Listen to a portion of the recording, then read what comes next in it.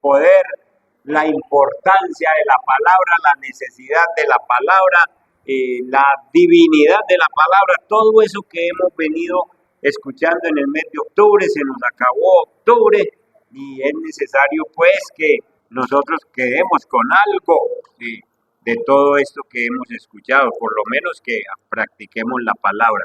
Vámonos entonces a esta última enseñanza, no porque se hayan acabado los temas, todavía me faltó predicar el Salmo 119, que todo habla de la palabra, todo. ¿Ustedes saben cuántos versículos tiene el Salmo 119? ¿Ciento qué? ¿Cuántos? 176. Se le faltó 26. San Juan capítulo 6.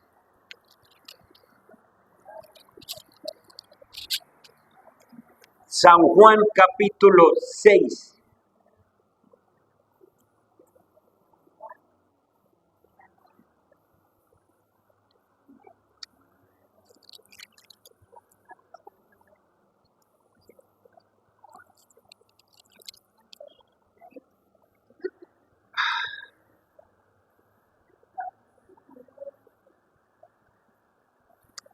Versos 67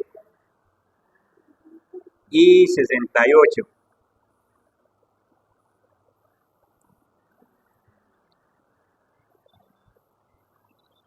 Versos 67 y 68. Esta es la nueva versión internacional, y dice: también ustedes quieren marcharse. ¿Quién dijo eso? ¿A quién se los dijo? Nada menos que a los 12. ¿También ustedes quieren marcharse? Señor, contestó Simón Pedro, ¿a quién iremos? Tú tienes palabras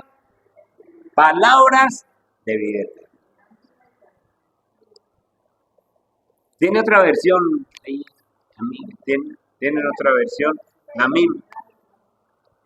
Yo aquí la Reina Valera dijo Jesús entonces a los 12, ¿queréis acaso iros también vosotros? Le respondió Simón Pedro, Señor, ¿a quién iremos? Tú tienes palabras de vida eterna. ¿Cómo dicen? ¿A quién seguiríamos entonces? Bueno, ¿a quién seguiríamos? Estos dos versículos están en un contexto donde el Señor Jesús está predicándoles y diciéndoles a los discípulos que Él es el pan de vida, que Él es el pan de vida, y que ese pan, si queremos tener vida eterna, tenemos que comerlo todos. El pan de vida es Jesús. Y la gente no entiende y les parece que es muy duro. Para que leamos un poquito el contexto, vámonos al versículo 60.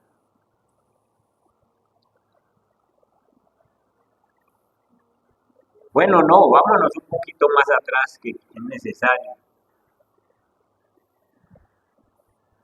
Vámonos al versículo 47, desde el 47, para que leamos un poquito el contexto. Ciertamente les aseguro que el que cree tiene vida eterna. Yo soy el pan de vida. Yo soy el pan de vida. ¿Se acuerdan que en el Antiguo Testamento, en el desierto, caía un pan del cielo? El maná. Y ese pan, ellos caía del cielo, lo comían, pero aún comiendo ese pan, se murieron. Y ahora el Señor Jesús dice, yo soy el pan de vida. Es decir, que el que come de ese pan, ¿qué? Tiene vida eterna. Yo espero que todos nosotros hayamos comido ese pan. Los antepasados de ustedes, es decir, ahí en el desierto, comieron el maná en el desierto y sin embargo murieron. Pero este es el pan que baja del cielo, el que come de él no muere. ¡Ah, qué belleza, hombre!, ¿no? ¿Qué te parece? Entonces, El que come de él no muere. Yo soy el pan vivo que bajó del cielo. Si alguno come de este pan, vivirá para siempre. Vida eterna, vida eterna. Este pan es mi carne que daré para que el mundo viva. El Señor entregó su cuerpo carnal en la cruz a la muerte. ¿Para qué? Para darnos vida. Eso es lo que está simbolizando. Los judíos comenzaron a disputar acaloradamente entre sí. ¿Cómo puede este darnos a comer su carne? Están crudos del todo. No han entendido nada. Ciertamente les aseguro, afirmó Jesús, que si no comen la carne del Hijo del Hombre ni beben su sangre, no tienen realmente vida. Es decir, ustedes tienen que aceptar que yo muera por ustedes y que derrame mi sangre por ustedes. Cuando nosotros aceptamos eso, entonces sencillamente aceptamos su cuerpo y su sangre. El que come mi carne y bebe mi sangre tiene vida eterna y yo lo resucitaré en el día final. Estos berriondos estaban creyendo que se iban a tener que volver caníbales. Y no falta el que en esta época todavía crea eso, porque no entiende la palabra. Así como me envió el Padre viviente y yo vivo por el Padre, también el que come de mí vivirá por mí.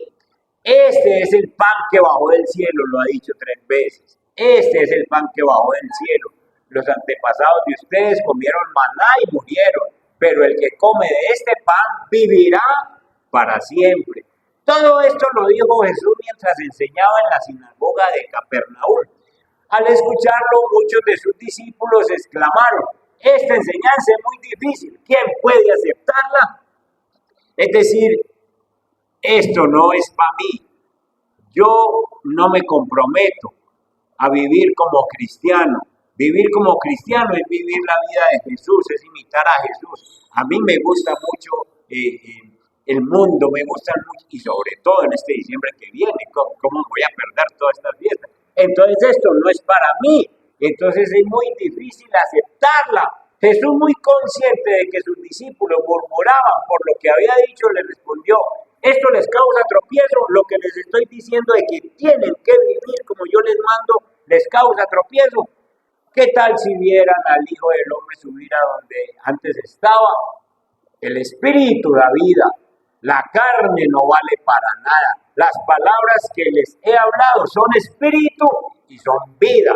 La palabra de Dios es espíritu y es vida. Es la que nos cambia, es la que nos transforma. Sin embargo, hay algunos de ustedes que no creen.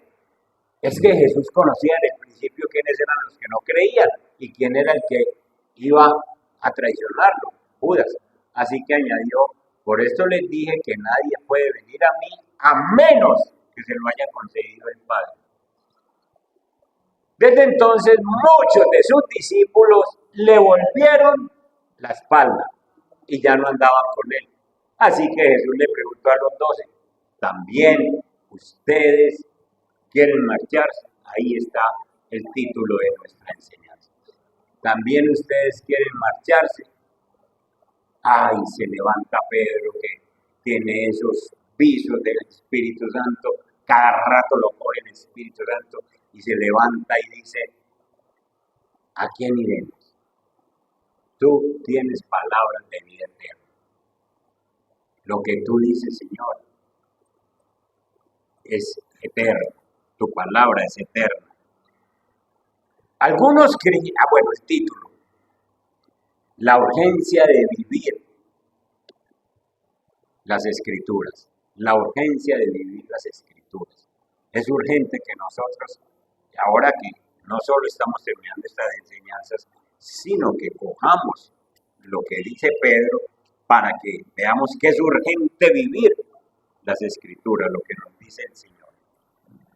Algunos creyentes creen que la Biblia es una pesada carga, como esta. Esa palabra es muy dura. ¿Cómo así que tenemos que comer el pan de vida, que tenemos que vivir como usted manda? ¿Cómo así? Es que usted se cree Dios, es que usted, ¿qué es lo que se está creyendo? ¿Cómo así que tenemos? Y les parecía una carga. Pero nosotros debemos decir junto a Pedro, solo tú tienes palabras de vida eterna. Todos nosotros debemos decir, esta palabra es palabra de vida eterna. Y solo las tiene Jesús. El Salmo 119, verso 97, el salmista David dice, ¿cuánto amo yo tu ley? Salmo 119, verso 17.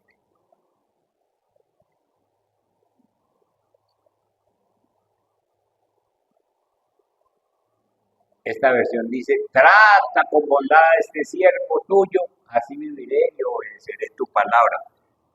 La Reina Valera dice, ¿cuánto?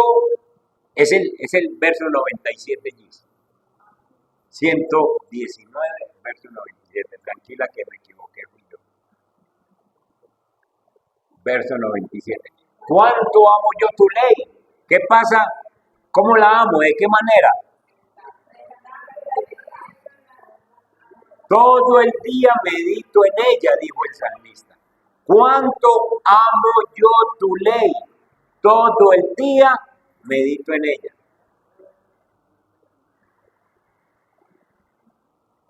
Otra que nosotros debíamos de repetir junto con David. Amo yo tanto tu ley que todo el día medito en ella. Hay muchas culturas y muchos sistemas de pensamiento en esta época. Y tienen libros, y tienen documentos, y tienen escritos que los tienen en gran estima y son muy especiales y guardan sus libros. Pero nada iguala el valor de la palabra de Dios. Los cristianos tenemos y debemos tener en alta estima la palabra, la ley de Dios. Ciertamente es mucho más que cualquier otro libro. Mucho más. Es el libro más vendido en el mundo y el libro más leído en el mundo. La Biblia. Si nosotros hablamos en términos históricos, los creyentes, todos los cristianos a través de la época, los han llamado la comunidad del libro. La comunidad del libro, porque nos guiamos por el libro. Y el apóstol Pablo hace más de 2000 años dijo que la iglesia es columna y baluarte de la verdad. Vámonos a Primera de Timoteo capítulo 3, verso 15. Miren esto, la iglesia cristiana, 3, el 3, verso 15. Esa es. Si me retraso, dice el apóstol Pablo a Timoteo, sepas cómo hay que portarse en la casa de Dios, que es la iglesia del Dios viviente, que es columna y fundamento de la verdad. La iglesia cristiana, una iglesia cristiana de sana doctrina, bien conformada, es columna y es fundamento de la verdad. Es la que sostiene la verdad, es la que mantiene la verdad. Y entonces, precisamente porque es columna y baluarte de la verdad, es el lugar más seguro para que una persona sea transformada. Sin embargo, esta palabra siempre no es verdad en todas las iglesias. Hay congregaciones evangélicas donde la gente se ha dejado llevar por malas interpretaciones y han abandonado el estudio de la palabra y han abandonado la lectura y la meditación de la Biblia. Sencillamente porque cogen versículos, los explican como no es y sencillamente entontecen toda una congregación haciéndole creer cosas que no dice la Biblia, sino que tuercen los versículos. Por eso la necesidad de estudiar, por eso la necesidad de no quedarse sencillamente con lo poquito que escucha. Si el pastor se equivoca, entonces todos están equivocados. No, usted lee la palabra y como los amigos de de Berea. Oseas capítulo 4, verso 6, el profeta nos dice que el pueblo perece por falta de conocimiento. Miren ahí. Pues por falta de conocimiento mi pueblo ha sido destruido. ¿Y por qué falta conocimiento en el pueblo? Porque no aman la ley de Dios, porque no la respetan, porque no la leen, porque no la estudian. Y entonces por falta de conocimiento mi pueblo ha sido destruido. Puesto que rechazaste el conocimiento, yo también te rechazo como mi sacerdote, ya que te olvidaste de la ley de tu Dios, yo también me olvidaré hasta de tus hijos, es decir, de ti y de tu generación. Entonces es necesario que nosotros incursionemos mucho más en la palabra para que nosotros, esto es una advertencia, por falta de conocimiento uno se enreda, por falta de conocimiento uno se pierde, por falta de conocimiento uno habla contra Dios, por falta de conocimiento uno no obedece la palabra de Dios, por falta de conocimiento tiene problemas con los hermanos, por falta de conocimiento. Y entonces el pueblo perece. Pero Pablo también le dijo a todos nosotros los lectores en Filipenses capítulo 1, 9, hizo una petición para todos los cristianos. Esto es lo que pido en oración. Miren lo que pide en oración Pablo. Que el amor de ustedes abunde cada vez más en conocimiento y en buen juicio. Es decir, que sencillamente nosotros crezcamos en todo conocimiento y buen juicio es en sabiduría espiritual. Pero muy poquita gente en la iglesia anhela ese tipo de abundancia. Anhela ese tipo de abundancia de tener conocimiento y de tener sabiduría. Estamos creciendo en apostasía en el mundo y en las iglesias cristianas. El cristianismo ha dejado en muchas partes de ser columna y baluarte de la verdad. En muchas partes, sencillamente, el cristianismo ha sido permeado por doctrinas falsas, doctrinas místicas, doctrinas materialistas. Contradicen contundentemente a Dios que ha hablado en las Escrituras. Y entonces hay iglesias, uno encuentra iglesias de todo tipo ya en Colombia y en el mundo entero. Hay iglesias de la diversidad de género, donde pueden entrar todo tipo y les dicen no, y la respuesta es que Dios dice que nos amemos unos a otros, y entonces entran personas del mismo sexo y tuercen las escrituras. Gracias a Dios que Dios nos va dando celo por su palabra y se van levantando ministerios que llaman a la iglesia a volver a meternos con las escrituras, la urgencia de vivir las escrituras como Dios las manda. Somos entonces la comunidad del libro. ¿A quién iremos? Dice el apóstol Pedro cuando Jesús les hace el reclamo. ¿Y ustedes qué piensan que cómo se siente Jesús cuando ve que una cantidad de discípulos que lo han seguido empiezan a irse? ¿Cómo se siente uno? Triste. Pero está tan triste que llega y les dice, bueno, ¿y ustedes qué? Decídanse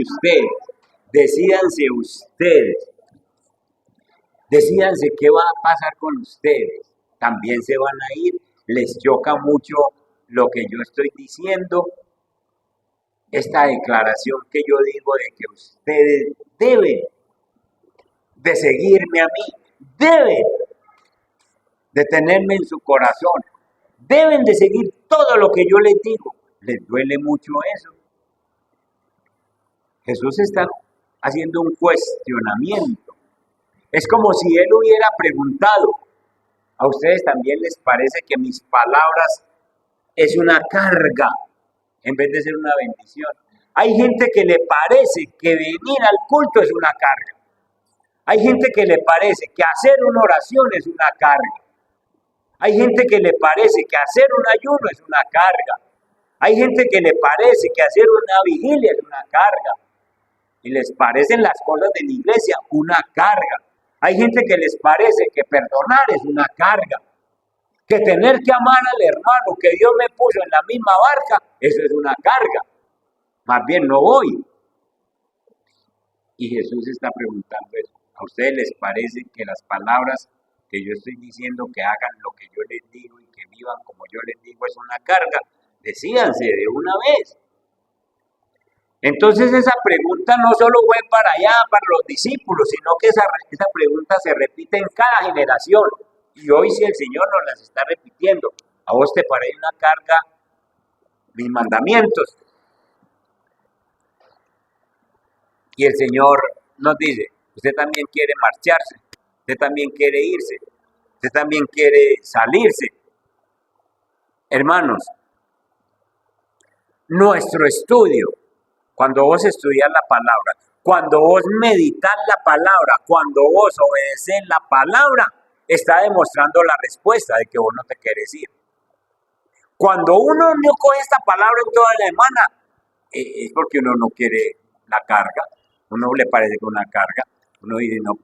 Entonces el Señor le está diciendo, ¿qué hubo? ¿Usted por qué no la coge? No cada 8 días, ¿qué? ¿Quiere ir? Está más que ido. Cuánto amo tu ley, medito en ella de día y de noche. Cuánto amo tu ley. Entonces, hermanos, la respuesta a que no nos queremos ir, la respuesta a Jesús que nos dice, ustedes quieren marcharse, la respuesta de nosotros es, no Señor, ¿a quién voy a ir? Yo amo tu palabra, yo leo tu palabra a diario, yo medito en tu palabra, yo pienso en tu palabra cuando voy a tomar una decisión. Eso debemos responder nosotros. Y con hechos, no con palabras, sino sencillamente, Señor, usted sabe que yo leo su palabra, usted sabe que a mí me gusta meditar su palabra, usted sabe que me gusta hablar de su palabra. Y entonces le estoy respondiendo al Señor, Señor, yo no me quiero ir, ¿a quién voy a ir? ¿A quién voy a ir si solo usted tiene palabras de vida eterna? La respuesta que dio Pedro debe ser nuestra misma respuesta. Con una belleza retórica, con una profundidad grande, el apóstol Pablo le responde, Señor, ¿a quién iremos? Señor, ¿a quién iremos? Tú tienes palabras de vida eterna. Nosotros hemos creído, nosotros hemos sabido que tú eres el Santo. ¿A quién iremos? Hermanos, yo creo que el apóstol Pablo pensó muy bien el apóstol Pedro, gracias mío, pensó muy bien para responderle al Señor. Y nosotros debemos de también pensar como Pedro y decir, Señor, es que ¿a quién iremos? Pedro estaba mirando a un hombre y le faltó decirle, Señor, es que usted es un hombre que no tiene ninguna hipocresía, a diferencia de los escribas y de los fariseos. Entonces, ¿a quién iremos? ¿Nos volveremos a seguir a los escribas y los fariseos? No, Señor, usted no es hipócrita. Lo mismo podemos decir nosotros. Con Jesús tenemos un Señor que no siembra ilusiones, es un Señor que no maneja hipocresía, sino que lo que dice es sí y es amén. Señor, sabemos que tú eres Dios. ¿A quién iremos? Ustedes y yo ya sabemos que Jesús es Dios. Y entonces, ¿a quién iremos? ¿A dónde nos vamos a buscar otro que sea Jesús? No lo hay en ninguna parte. Es un hombre que hace milagros, diría Pedro. Limpia a los leprosos con solamente tocarlos, sana cualquier enfermedad con que él quiera. No es sino el que él quiera y sana cualquier enfermedad. Entonces, ¿a quién iremos? Este hombre conoce los pensamientos más profundos y los secretos de nuestros corazones. ¿A quién iremos? Puede caminar sobre las aguas, domina la naturaleza. ¿A quién iremos? Un hombre que habló con una samaritana, con la mujer samaritana, y en una horita la puso a que predicara la palabra en toda Samaria. ¿A quién iremos? Pedro recuerda todo eso.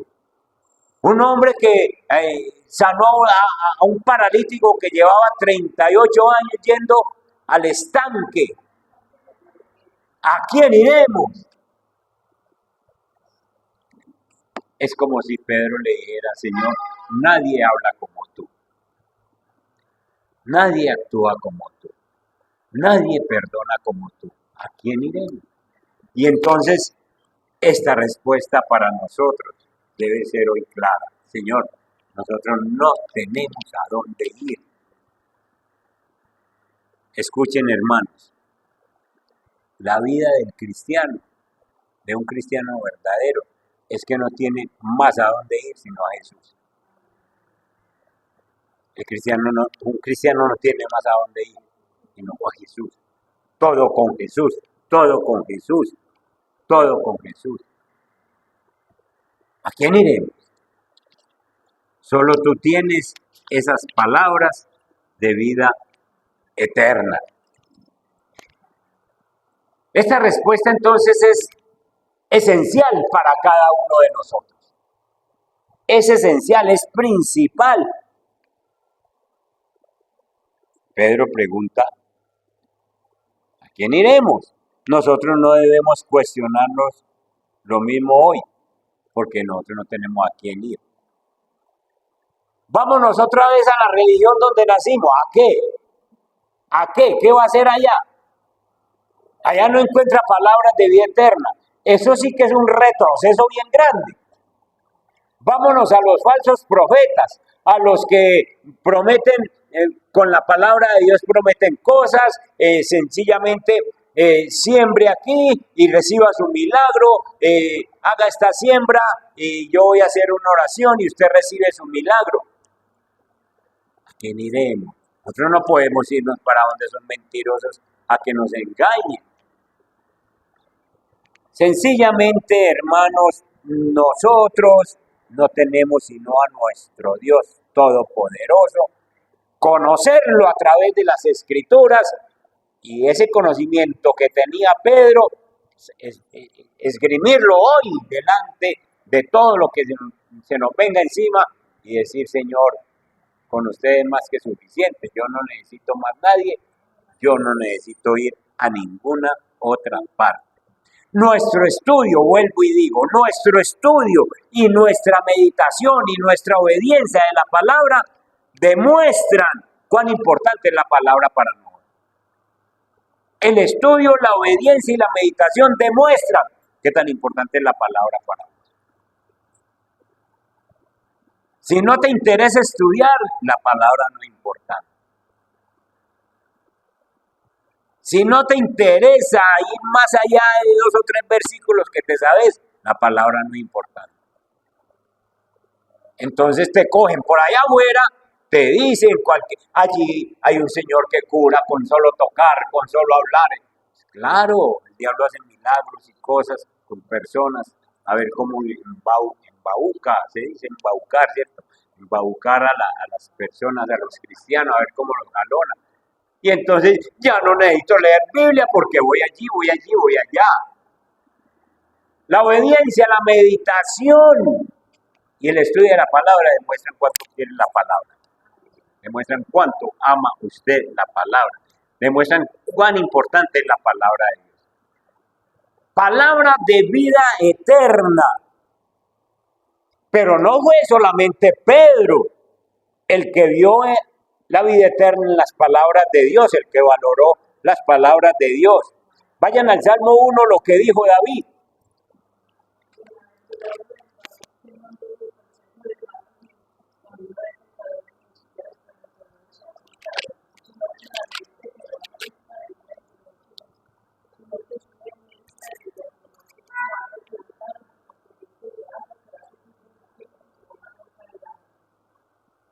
Amén. Amén. Y todo lo que hace, miren, bájamelo el primero. ¿Cómo empieza? Dichoso o bienaventurado el hombre que no sigue el consejo de los malvados, ni se detiene en la senda de los pecadores, ni cultiva la amistad de los blasfemos, porque no tiene tiempo para andar en camino de pecadores, porque no tiene tiempo de andar con amistad con los que hablan mal de Dios, porque se mantiene metido con la palabra del Señor, porque valora la palabra de Dios, sino que en la ley del Señor se deleita. Te estás deleitando en la palabra de Dios, te estás deleitando en leer y vamos a ver el Señor qué me dice. ¿Cómo le parece por la mañana y por la tarde? Se deleita. Pero uno coge un capítulo, y si va y coge un capítulo de esos como Mateo capítulo 1, que habla de toda la genealogía. Eso yo no lo entiendo. En vez de sentarse y decir, hombre, vamos a deleitarnos a ver por qué esto está aquí, por qué esto está aquí. Levítico. Escuchen, sino que en la ley del Señor se deleita, porque le gusta estudiar y día y noche medita en ella. Esa persona entonces es como ¿qué? Como un árbol plantado junto a la orilla de un río. Siembren un árbol frutal a la orilla de un río y siembrenlo por allá en pleno desierto, a ver cuál de los dos es el que produce fruto. Usted se demora un ratico y allá encuentra un chamizo, pero aquí encuentra este árbol dando fruto, porque está plantado junto a la orilla del río, cada rato alimentándose, tomando. Cuando llega su tiempo da fruto y sus hojas jamás se marchitan, y todo cuanto hace. Cuando yo leí ese salmo, a mí me encantaba subrayar, pero no subrayaba sino esto. Todo cuanto hace prospera, porque a nosotros nos encanta eso. Ay, qué bueno, todo lo que hago yo prosperará, pero no me encanta meditar en la ley del Señor día y noche. Y resulta que es que prospera en todo es porque medita en la ley. Entonces, Pedro valoraba la palabra de Dios. David valoraba la palabra de Dios. Miren otro. Esdras, capítulo 7, el verso 10. Miren lo que hace Esdras. Miren eso. Esdras se había dedicado por completo. ¿A qué? A estudiar la ley del Señor, a ponerla en práctica y a enseñar sus preceptos y normas a los israelitas. Se había dedicado por completo. Y uno diría, no, este enloqueció. ¿A qué hora va a trabajar? Está trabajando. Está trabajando a Dios. Esdras se había dedicado por completo a estudiar la ley del Señor y a ponerla en práctica y a enseñar sus preceptos y normas a los israelitas. Y a la hora de ir a pedir una carta al rey Artajerjes para ayudar, para bendecir a Israel, todo se le daba porque prosperaba en todo, porque se deleitaba en la ley de Jehová. Amén. ¿A quién iremos? Pues el Señor solo tiene palabras de vida eterna. Y el Salmo 119, verso 9. ¿Cómo puede el hombre o la mujer guardar puro su camino? Guardando tu palabra. 119, verso 9. ¿Cómo puede el joven llevar una vida íntegra? Viviendo conforme a tu palabra. Viviendo conforme a tu palabra. Entonces, hermanos, no solo Pedro, sino Esdras, el salmista, David, hombres que conocieron el valor de la palabra. Nosotros tenemos muchas generaciones antes que nosotros que entendieron que las palabras de Dios tienen vida, son espíritu y son vida. Lo único que cambia la vida de una persona es la palabra de Dios. Hay libros muy buenos para leer, libros clásicos. ¿Sí?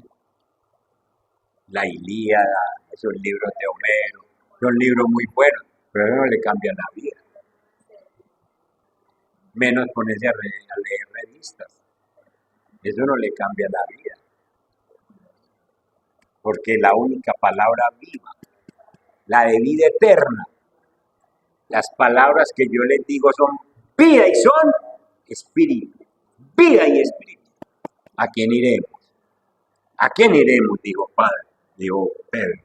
La vida eterna a la que se refirió Pedro tiene que ver con el deleite de conocer íntimamente a Cristo. Solo tú tienes palabras de vida eterna, es decir, mientras más nos metamos contigo, más apuntamos a la eternidad, más te conocemos. Vayan conmigo a Juan 17, verso 3, para que miren qué es la vida eterna. Lo define la Biblia. Juan 17 y el verso 3. Miren esto. Y esta es la vida eterna. 2 puntos. Va a definir qué es la vida eterna. Y la vida eterna es que te conozcan a ti, el único Dios verdadero, y a Jesucristo, a quien tú has enviado. Esa es la vida eterna. Y nosotros ya la tenemos, ¿o no? Ya conocemos al Padre, ya conocemos al Hijo. Y por lo tanto hay que vivir como el Padre nos dice y nos dejó el modelo del Hijo. ¿Qué estamos esperando? ¿Qué estamos esperando para vivir esas vidas como Jesús nos manda? Para devorar ese pan que bajó del cielo. Para hacerlo vida en nosotros. Al final el mensaje de la Biblia es que Cristo bajó del cielo, pagó en la cruz, perdonó nuestros pecados, alejó la ira divina de nosotros y Dios consumó en la cruz su plan para habitar con la iglesia, para habitar con nosotros. Dios nos asegura que estará con nosotros para siempre, que nosotros podemos disfrutar de su presencia. Hermanos, es creyendo el mensaje de la palabra que nosotros podemos decir como Pedro: Señor, ¿para dónde me voy a ir? Ya que me trajiste, ¿para dónde me voy a ir? Solo tú tienes esas palabras de vida eterna. Cuando nosotros leímos las Escrituras, y nosotros debe pasar algo. Miren lo que pasó en unos discípulos. Vayan a Lucas capítulo 24, verso 32. Jesús, iban 2 discípulos el domingo de resurrección, iban, y se les acercó un hombre y empezó a hablar con ellos. Y ellos hablaron un rato y no sabían quién era. Pero Jesús les iba hablando las Escrituras, lo que les iba hablando era Biblia. Y entonces dice en el verso 32, se decían el uno al otro. ¿Qué era lo que se decían?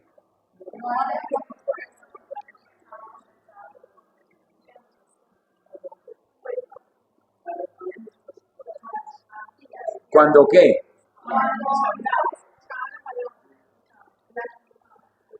No me conteste, pero usted leyendo la Biblia le arde el corazón. Le debe arder. Le debe arder el corazón.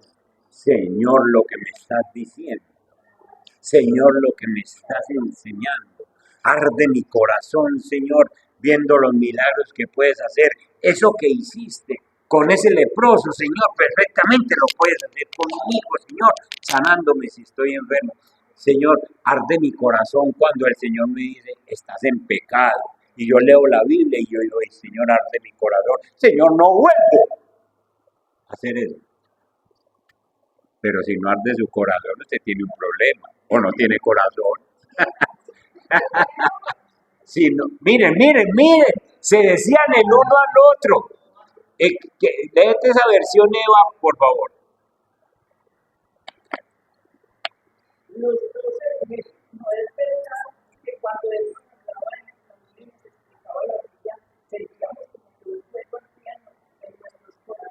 Cuando nos explicaba la Biblia, sentíamos un fuego que ardía en nuestros corazones.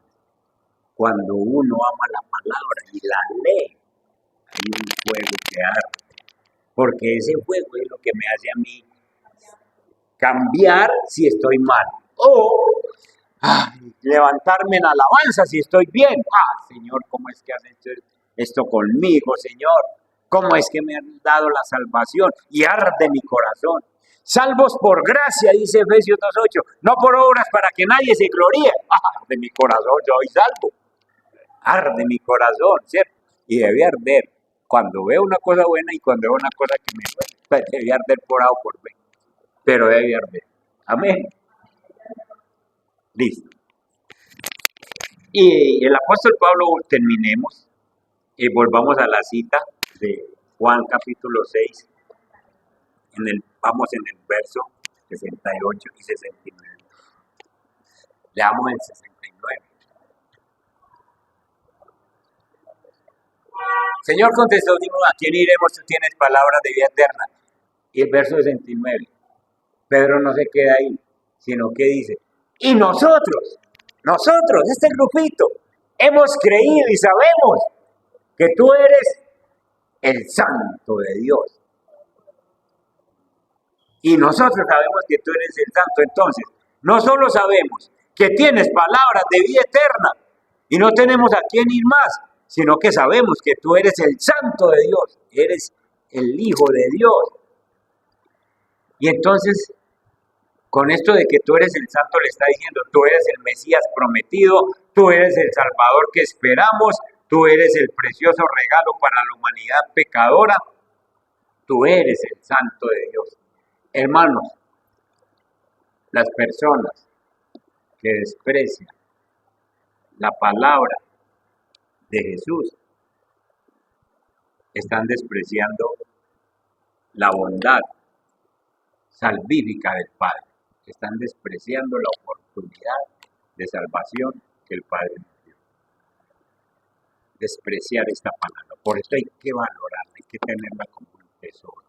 Son palabras de vida eterna. Y nosotros no tenemos a quién más ir, sino a Jesús.